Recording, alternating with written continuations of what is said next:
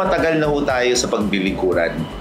At nakita ko sa kanya yung sinseridad na tumulong sa lahat ng mga Pasigueño.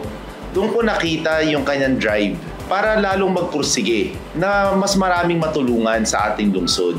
At kahit na nasa pribado, marami siyang natutulungan tulad sa mga scholarship program, St. George Charity Foundation, medical mission, sa atin mga nasusunugan, sa atin mga nababahang mga kababayan. Kaya ako ay naniniwala na kaya niyang maging isang leader na tapat, leader na nag-aalaga sa lahat ng mga Pasigueño. Kaya ako ay todo ang suporta kay Ate Sara dahil alam ko na aalagaan niya ang mga Pasigueño.